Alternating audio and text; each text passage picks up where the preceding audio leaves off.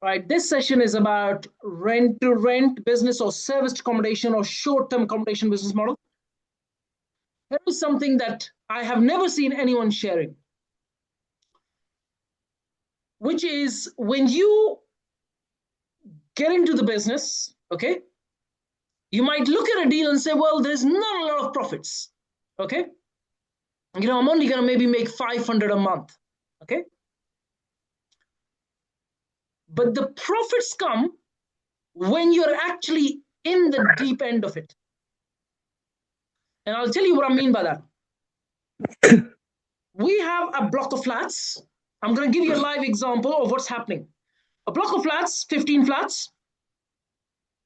I had someone inquire. I mean, we've got like 7, 8 people, but six people living in 6 different flats, paying anywhere between 380 a month to 520 a month. Okay. Then we have the other 9 more flats, which we kind of have on short-term basis, 2 months, 3 months in and out. Okay. Now, I had someone call me and said, what would you charge for a month? I said, I'll charge you 650 a month, same size flats, so 650 a month. And he said, yes. Then I had another guy call me and said, I only need it for 2 months. What would you charge? And I quoted him 250 a week. And he agreed at 230 a week. Same size flat, rented out at 380 a month. Today got rented, another flat, same size, same spec, got rented at 230 a week.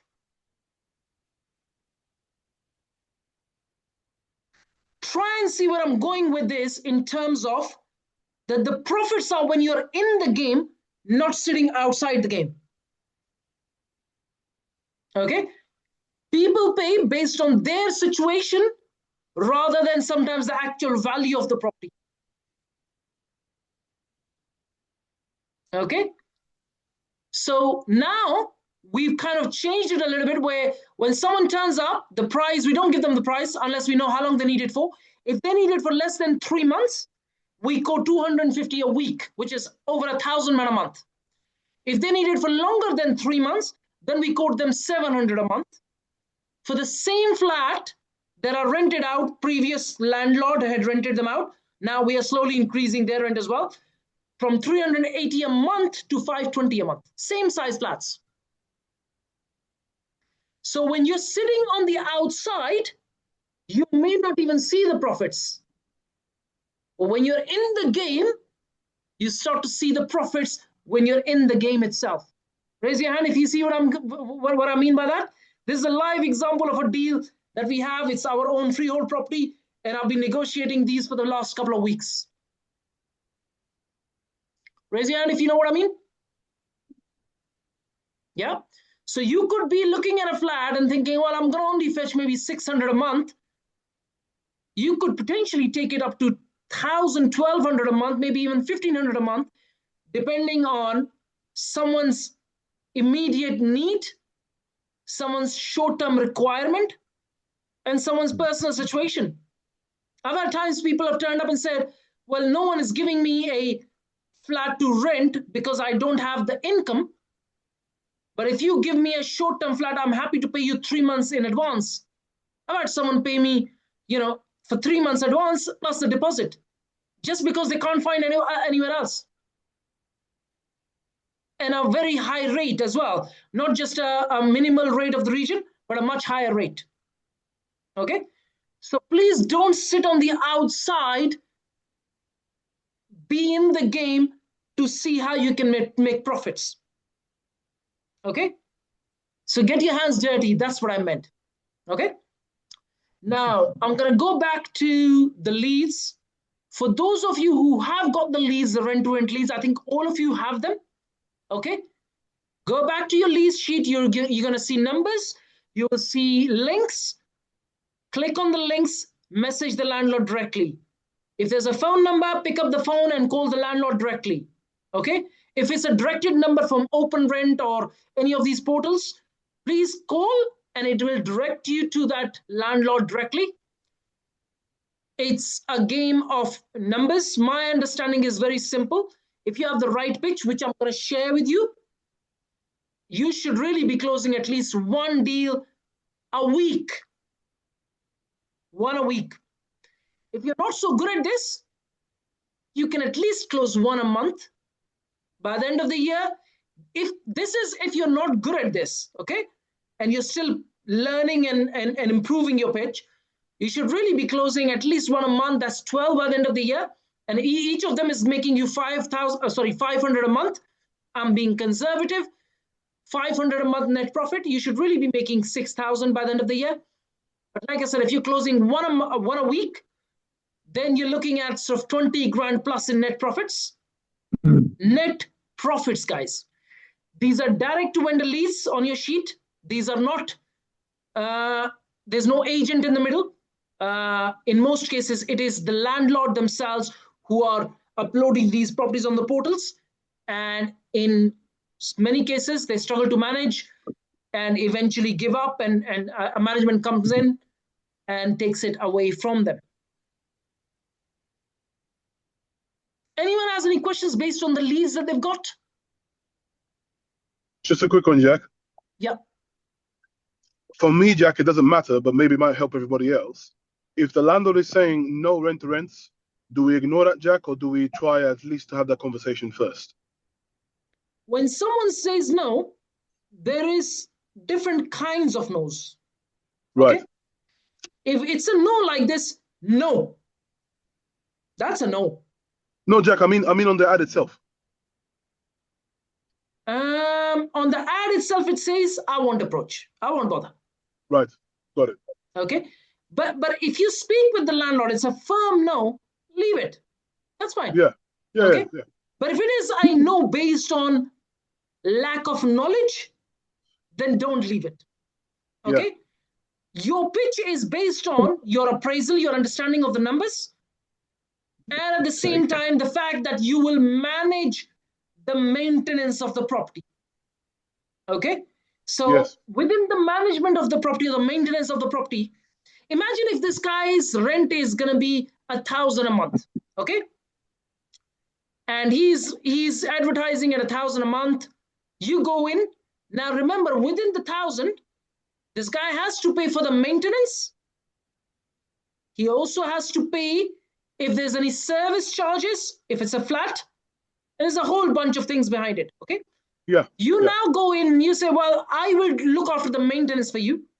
I'm now talking about basic maintenance. I'm not talking about the building structure. I'm not talking about the boiler. I'm talking about doors, handles, if there is a leak somewhere, if there is some wire burned, basic maintenance, right? Yeah. That's something you look after. Now, if this guy starts thinking, oh, my maintenance bill is 100 a month and his rent is 1,000, that's 10%. Now you are in essence paying him 10% more than the market value. Yeah, yeah. That is where you stand, and that is your pitch. Don't go overboard trying to pay more rent. But when you agree to look after the basic maintenance, you're practically paying them 10% more than the market value. Raise your hand if you know what I mean. That is your edge. This is why they will give you the properties. Otherwise, there's nothing else that can help you stand out. So Jack, can you repeat that? So basically what you're saying is you add, instead of them going to agents. Yes. Who normally charge about, say, 5% of the... No, Anil, that's not what I'm saying. Okay. The leads on your sheet are the landlords who are advertising themselves on these portals. That's Facebook Marketplace, Open Rent, Spare Room, Gumtree, Rentola, and a whole bunch of other portals. Yeah. They're not taking it to an agent to manage. Yeah. It's only when they give up and get fed up and they'll take it to a management company that they will pay anywhere between sort of 5% to 15%. Okay. But at the moment, they're not taking them, they're managing it themselves.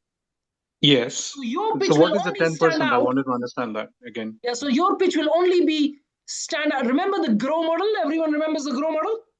Yeah. Mm-hmm. Yeah, you need to use the grow model. That's very simple.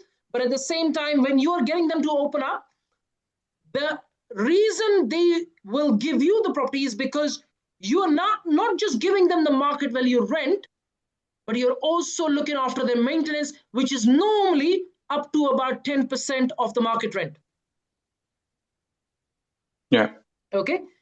Yes, you're paying slightly more, but that is your pitch. That is why someone will give you the property. Otherwise, there's no other reason for someone to give you the property. Another reason someone can give you the property is based on your experience. Now, you might turn up and say, well, I am not managing any properties. I don't have personal experience. What do? You use my experience, guys. Okay, so when you're pitching, you can use my name. I can come into the picture and negotiate alongside you, and we can split profits.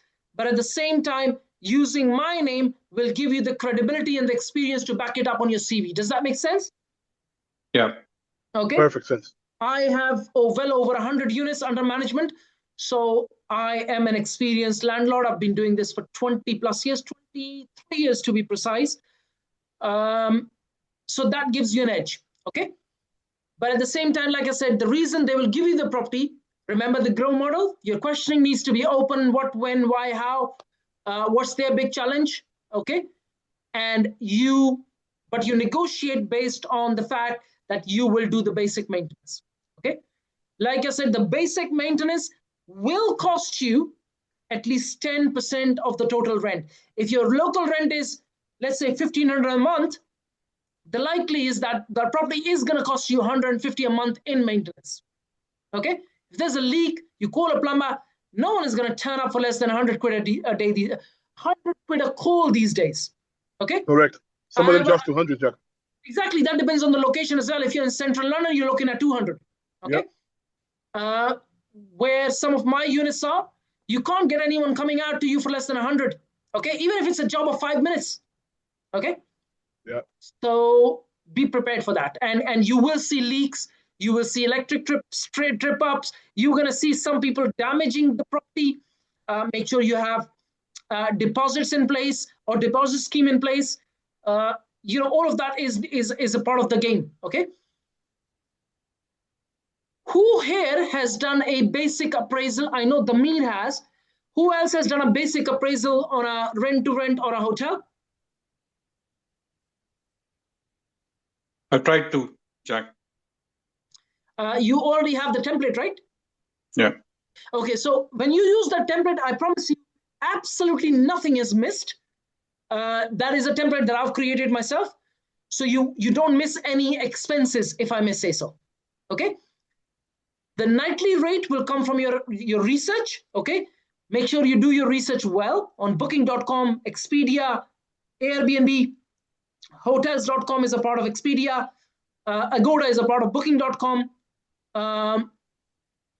Most of the other channels are a part of either Expedia or booking.com. Okay.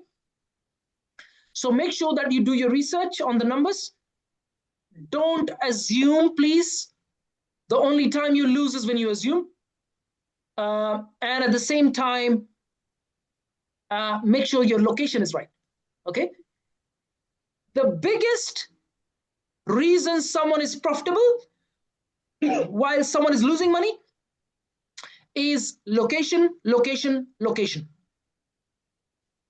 Why does someone come into the region to rent that flat, that house, or that property out?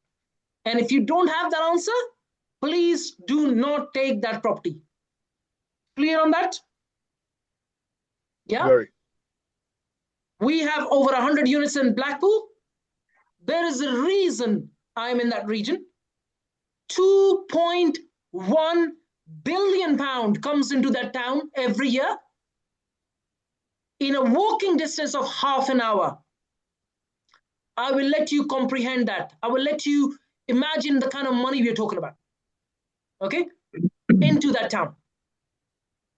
Okay? So there's a reason I'm in that region. If you want to go in that region, be my guest. I will help you find properties. I will support you with it. But we have another property I was mentioning earlier that is in Reading that has come to us. We're going to manage that as well. I've done some research on Leeds as well. There's a property coming in Leeds to us as well, hopefully. That is a very good region. And so is Reading, very good region to focus on. Close by Heathrow, very good. Central London, pretty much very good. Most city centres, very good. Birmingham, Manchester, most of the city centres will do very well because people come in that region. Slough is a good region, makes it the biggest trading estate in the whole of Europe. Plus, it has a data center, which is one of the largest in Europe. Okay, so you get lots of corporate contractors and executives coming into the region. Reading, you mentioned. Sorry, that yes. was Reading for data center. No, that was Slough. Slough. Okay. Yeah, Slough has the biggest trading estate in Europe. Okay. It also is the home to the biggest data center in Europe. Okay. And what most people don't know is that Slough is going to be the highest capital growth region in the country for the next at least 5 to 10 years. Okay. They have approved 1,600 flats in the town itself. Okay.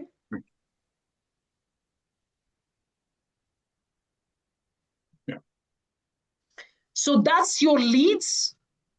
That is your negotiation. Your negotiation needs to be simply based on understanding the challenge of the landlord. The likely is most landlords are struggling if it is not their full-time thing. Okay. Those who are part-timers, the reason they struggle is they don't understand enough depth. Those who are full-timers, like I am, because we have no choice but to understand depth, we tend to not struggle. Those who are part-timers, they don't understand the changes in the compliance, the red taping, the laws, and a whole bunch of other things, and they keep struggling, and eventually they give up. Okay. Yeah. And those properties come to people like us or the local agents, where they will manage in one or the other shape or form, depending on how someone is wants to get it managed. That's your negotiation. And when it comes to profits, here is something that I can tell you. If you are in property business, or for that matter, any business, if anyone tells you that you need to become a penny pincher, that is not a negative word, that's a positive word. Okay, Jack, a lot of people, Jack, can you repeat the word? Sorry? A penny pincher. Oh, okay. Okay. A lot of people have a negative connotation to this word or this word terminology. If you want to make money, you need to become penny pincher. Okay. Because when it is peak time, you see so much money coming in, it's unbelievable. And when it is off peak, you realize that I need to pinch pennies. Okay. That's the name of the game. Okay. So I have seen at times where there is so much money coming in, I don't know what to do with it. Okay. Peak times. And there are times when it's off peak and I'm just thinking, how the hell am I going to pay the next bill from the business? Okay. Both sides are a part of the business. So be prepared when you are at the peak season and you have loads of money coming in, that you are going to see the other side as well when it's off peak. Okay. So be prepared for that. Okay. When it comes to renting your properties out, the less you depend on these OTT portals, Booking.com, Airbnb, Expedia, the better you are. The more direct bookings you attract, the more profitable you will be. Obviously, you're paying anywhere between 15 to 18% to these portals. That is a major percentage. Remember, they are taking, let's say, 18% of the revenue you're generating, not the net profits.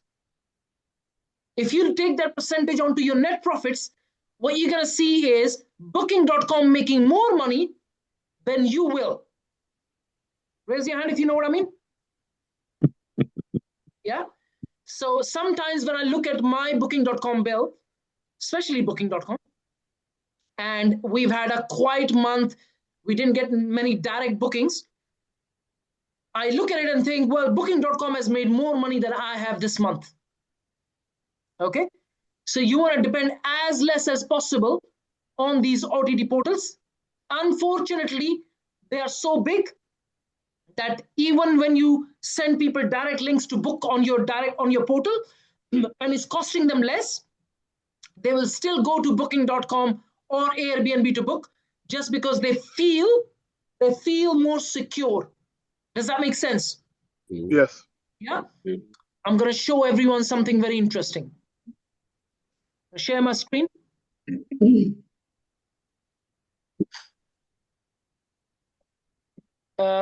Can you see my screen? It's coming. Yeah. Yeah. Okay. Now I'm going to take you to our landing pages. I just want to show you that we've used a very interesting trick which allows us to attract more direct bookings. So this is our main landing page. So if I click on any of our properties, I've just clicked on this property. And after about a few seconds, you get this pop-up. Can you see that? This pop-up just turned up. Mm-hmm. Can you see direct price 83, booking.com 118, yeah. Expedia 118? Yep. Can you see that, everyone? Yeah, we can see Yeah. that. This is with all our properties. So if I click on this, same story, wait for 3 seconds and you get this pop-up. Can you see that? Same with this one. Few seconds later, we get this pop-up. Direct booking prices, click here. We need to get this checked.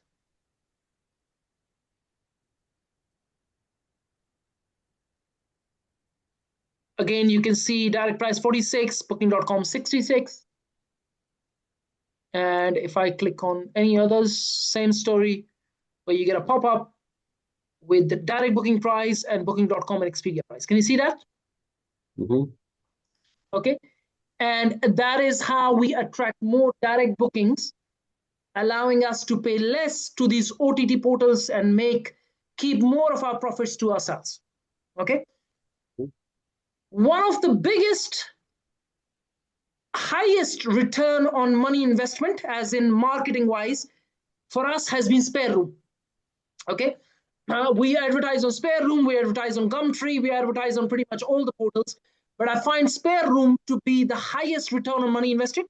We normally pay anywhere between 120 to 320 pounds to Spare Room every year. And the amount of bookings we get from Spare Room, we are talking about shy of 100,000 pounds. Raise your hand if you can see return on money invested. That's a big return. Yeah.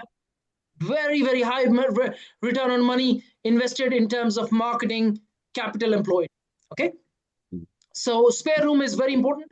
And so is Gumtree. And so is, there's Spare Room, there's Gumtree, there's Open Rent, there is Rentola, there's Facebook Marketplace, a whole bunch of them. We use all of them. Okay. We even run paid ads depending on how quiet or busy we are to attract more direct bookings. We are very strategic with minimum nights, minimum stays. So on any of our properties, the minimum nights are 2. On some of our properties, the minimum nights are 3 months. Oh. Yeah. On one of our properties, we have minimum nights of 90. On another property, we have some rooms which are minimum 7 nights. Okay. So the reason I'm sharing this is that we are very strategic with every room and every flat. So you have to go into the depth of understanding what is someone looking for? Are they looking for more? At the moment, we are getting a lot more monthly bookings than anything else. And the only reason we are able to do that is because understanding the depth of what your customer is looking for or the guest is looking for. that is how you attract more profit. So sometimes you might be looking at a deal thinking, well, the numbers don't stack, but they do actually start to stack when you start to look at weekly, monthly, or even 3-monthly bookings. Okay. Understanding your guest in the local region. What are they prepared to pay? What kind of stay are they looking for? How long do they want to stay? Who are you targeting? Okay. Let me share my screen with you so you can see what I mean.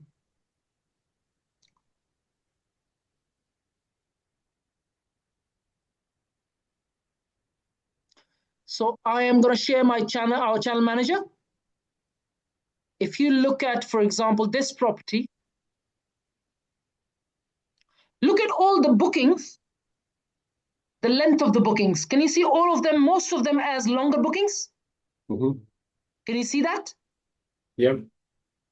Almost all of them are longer bookings. Jack, which location is this? This is Blackpool. Sorry? Blackpool. Blackpool, yeah. This one is mostly longer bookings. This one, a bit of a mix. Can you see that? Mm-hmm. This one is more weekends. Can you see we are full, but all weekend full? Can you see that? Minimum 2 nights. Mm-hmm. Yeah. This one is a bit of a mix, but we are pretty busy here. Can you see that? Yeah. Yeah. These are Airbnb bookings. This is booking.com. These are direct bookings. Can you see that? 1, 2 direct bookings here. Yeah.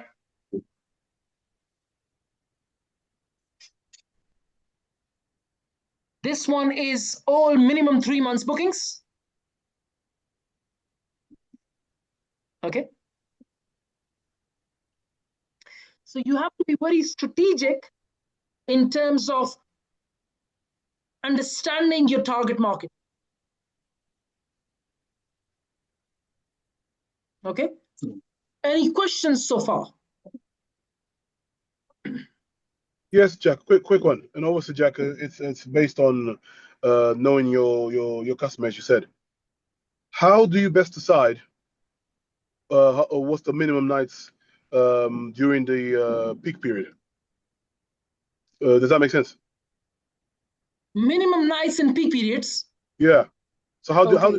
in other words, Jack, let me rephrase it. How would someone or how would we decide when we would change the minimum nights, for example, from 2 to 4 or to 7 on the peak period? So, it's, for example, the summer, which is June, July, August. Do you want me to Those show periods. you? Do you want me to show you? Yes, please. It's knowing your local market model, but I'm going to actually show you so you can see what I mean by that. Yeah. I'm going to show you this, right? So this is our channel manager. I'm going to go to rates and restrictions. Mm-hmm. And I am going to show you the 1st of May till the 4th of May. 1st of May is a Friday, 4th of May, set period. Can you see the prices here are 249 per night? Yes. Okay, let me share another property with you, okay? Now,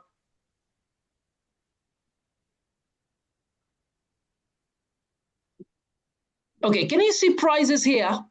Can you see the prices? Yeah, 51, 29, 49. 49, Yep. Okay. Now, I'm going to take a certain period, which is a farmer's weekend in that region, and I'm going to share with you the prices. Look at that, 340 and 49 a night. This is in May, yeah. Can you see that? Yes. From £50 a night To to 349 a night. Yes. Okay. 7 times more than the normal price. Yes. The reason, Moro, is understanding your local market, what's happening in there. Yes, you can use price labs. Yes, you can use any kind of tool. For example, our channel manager allows dynamic pricing, which means the pricing is based on the traffic that's coming in, supply and demand. So it senses the traffic that's coming in, increases or decreases the prices. Price Labs does the same thing. Price Labs is very expensive, but it does the same thing. Okay. But I keep this a lot manual as well, because I understand my market on daily basis. I know school holidays. I know local events. I know why someone is coming to the town. I know 365 days of the year to match prices according to the demand in the region. Does that make sense? Jack, you It have does. presence in Liverpool as well, right? No, not as yet. I do have someone approach me to manage a property. We've not taken it yet. We've not agreed yet. But I don't have presence in Liverpool as yet. Okay. I'm going to have presence in Reading from next week, and I'm going to have presence in Leeds, hopefully from next week as well. Leeds. Okay. Yeah. So Jack, Again, guys, it's not about. Remember, you can give me any region. It doesn't really matter. Raise your hand if you read that Leeds report that I shared in the group. yes. Okay. That is what you need when you're working, guys. You need local understanding of why would someone come to the region? Why would someone get your property rather than someone else's? If you don't have that answer, you shouldn't be in business. Yeah. Okay. Yeah. I can share with you if I was to take you back and share my screen, if I take you back to our landing pages, for example,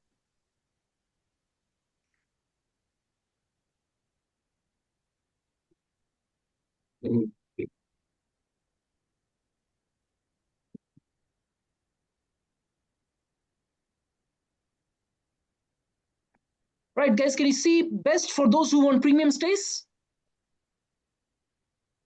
Can you see my screen, guys? Yeah. Yeah. Best for those who want premium stays, best for couples, best for couples, best for families, best for those who want premium stays, best for couple, longer stays. Why would someone pick your property? You need to know why. And it's not supposed to be based on what you want or what you think.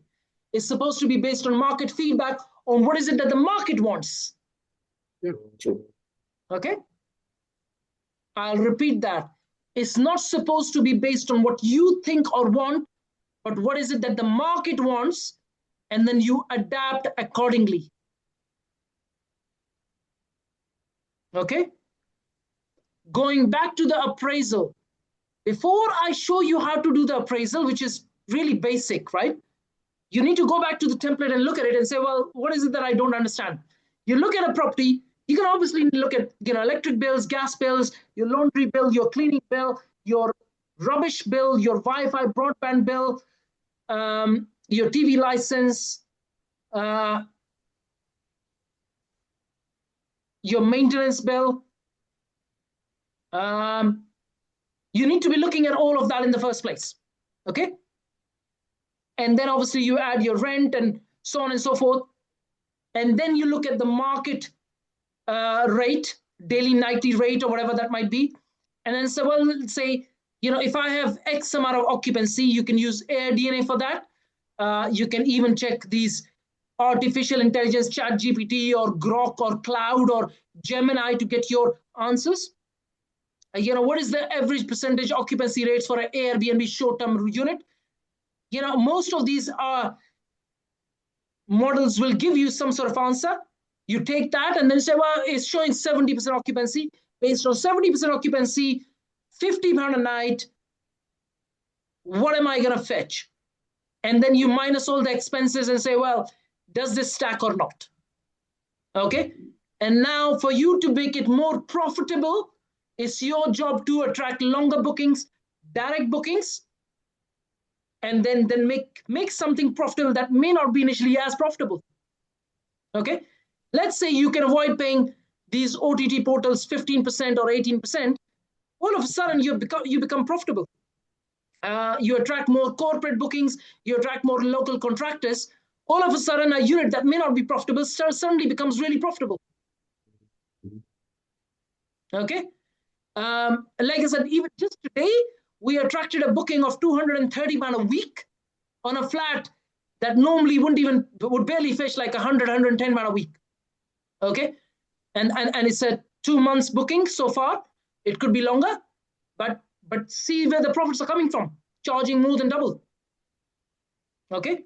And that's not because there was anything special about the flat, but more about the situation of the guest that I sensed. And the reason I sensed is because I asked open questions. How long are you looking for? What brings you to the town? Open questions. Mm-hmm. Yeah. You're not using the grow model with the landlords. You're also using the grow model with the guests.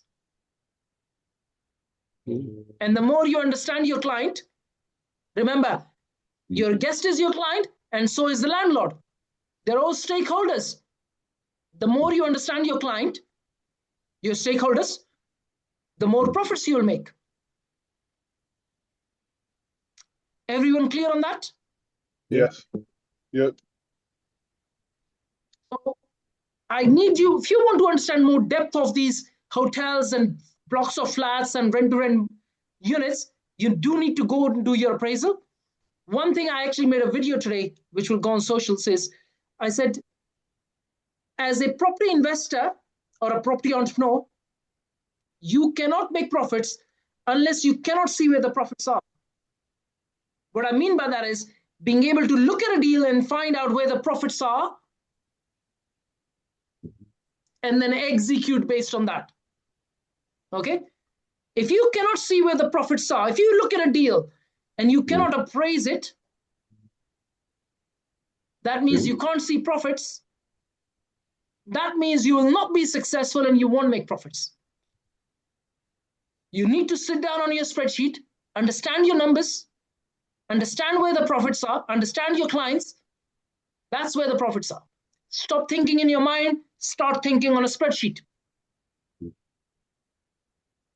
Okay? So go back to your spreadsheets, guys. I've already shared the template. If you don't have it, remind me and I'll forward it to you again. But at the same time, it is all thinking on spreadsheet, not in your mind. It's all based on research. It's all based on understanding your clients, your landlords, as well as your guests. That's where the profits are. I can see top of the list, Amit. Do you have any questions? No, regarding this. I would need actually that we sit over that sheet that I sent you. Yes, Amit. Do you now know why I said to you, you didn't understand the model? Yeah. Now you understand the model? Yeah, more or less, yes. No, the thing is, I tried to put in the sheet the numbers that were in the financial statements of the hotels. And then I tweaked actually, it's not a realistic kind of, let's say, daily rate because these guys were working kind of randomly, sometimes having just weekends and sometimes taking like 4 months holiday or something. But what? Yes, Damir. But again, if I was to take you back to the session, Okay. I said the profits are when you're inside the game, not sitting on the outside. Yeah, okay. Yeah, okay. Mauro, any questions? Yes, Jack. Just a question, Jack, because I just wanted to hear your point of view on this. Jack, in terms of cleaners, Jack, what's your point of view on this? Do you think the cleaners should have access to your channel manager so they can see the bookings coming in? Or do you think, Jack, we're the ones that tell them the schedule? I don't give access to my cleaners, and I'll tell you a very good reason for that. Okay. Most are not loyal. Right. I'm not saying all, I'm saying most of them are not loyal. Now, what that means is that the day they are pissed off about something, let's say they didn't clean something, they overlooked something, and you called them up and you told them, well, you didn't do a good job and I lost a client. Right. And they get pissed off, and now they have access to your system. Right. Not a good position to be in. Right. Okay. So I don't give access to my cleaners. Unfortunately, like I said, most of them are not loyal. I would give it to someone who I find loyal, who I find has stayed with me for over a certain period of time, has been communicative, has been calm and peaceful. But otherwise, I wouldn't. Like I said, I've had times when a cleaner has threatened me. I've had times when a cleaner has messed up things behind me. And Right. the last thing I want is to give them access to my channel manager to mess up more for me. Okay? So the answer is no. The answer is no. So Jack, the follow-up question on that, Jack, and then I'll leave for other people to ask, would be, Jack, what's the best way, Jack, to give the cleaners a schedule of when the property is checking out, when it's checking in, X, Y, Z? Do we tell them, Jack? Obviously, that's obviously the best. Or is there a way to automate this? That's what I'm trying to ask. So for me, virtual assistant do. Okay. Yeah, so I've got virtual assistant who communicate between. So the virtual assistants have login details. Right, right. The virtual assistants log in and they give details to the cleaners. Got it. Okay. Okay, but so basically, Jack, the best way is have a virtual assistant. He will tell the cleaners a schedule, and that's that. The answer is yes. And just make sure that virtual assistants have limited access as well. So in our case, the way we are structured is we have the admin login, and then we have the manager login, and the virtual assistants have the manager login, which means that they have limited access. They can manage the system, but they can't manage monies. They can't change admins. They can't change. There's a whole bunch of things that they can't do. The only thing they can really just look after is the basics of the system. Got it. Okay, Jack. Yeah. David, any questions? Anil, any questions? Nothing from my side, Jack. Okay, so I will repeat this. The profits are when you're in the game and not sitting on the outside. Okay? You sitting on the outside and... David, any questions? Yeah, sorry there, before I was just trying to unmute. Sorry there. No worries. Any questions, buddy? Yeah. I was just going to say, obviously, when we just to be clear, let's just say we're taking over the rent of a property. Let's just say, for argument's sake, the rent is £1,000 a month. Okay, so do we pay full market value, and then we offer to do the minor repairs? Is that correct? Yes. The answer is yes. So we don't try and come in a bit lower. That doesn't work. We always add value by obviously doing the minor repairs. If you look at the rent and you think he's asking way beyond the market value, then obviously you can negotiate. But if he's asking for a reasonable rent, then you can't negotiate, because if you start negotiating, he's not going to give you the property. Yeah, so we need to add value. Yes. Yeah, so you can check the local rates, and if he's asking for a reasonable rent, I won't go and negotiate. I won't. I'll go in and I'll take the property, as long as the numbers stack. Right. Yeah.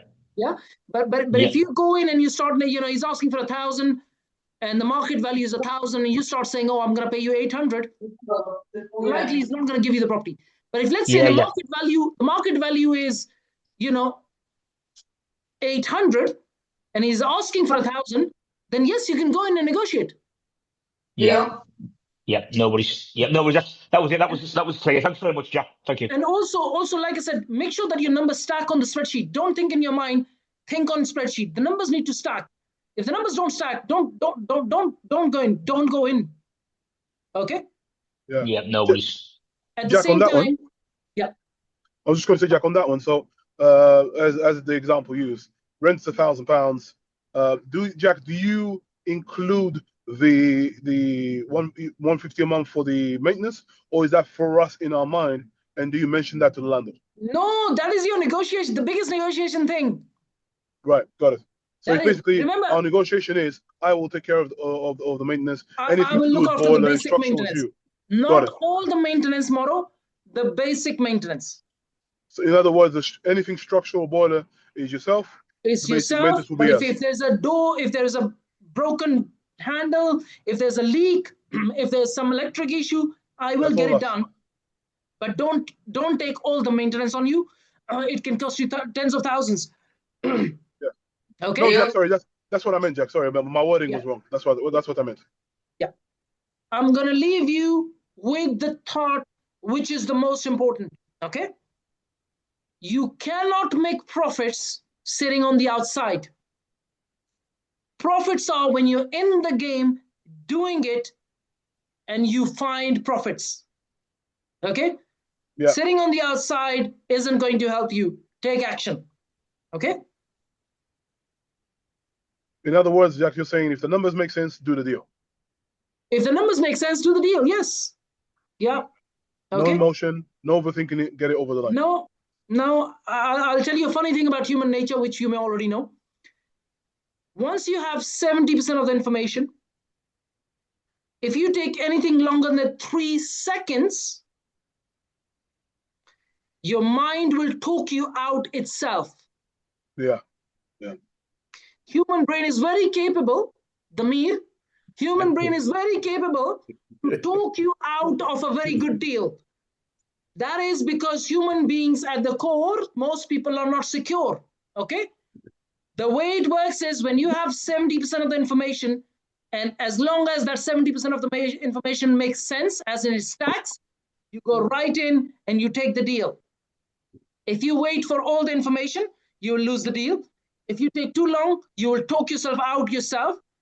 That is the norm. The people who take action and the people who take fast decisions. Anil, I was telling you, I'm going to look at this deal that you sent, remember?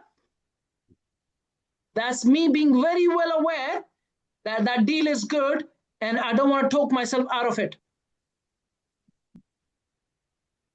Anil, are you with me? I'm not going to talk myself out of it. As long as the numbers make sense, I just need to have a little bit more information. But I'm very well aware that I don't want to talk myself out of it. I have investors lined up. Anyway, the profits are when you actually do it and you're in the game, guys. Have a beautiful evening. Okay, thank you. Take care, guys. All the All right, best. thank you, Jack. Take Bye. care.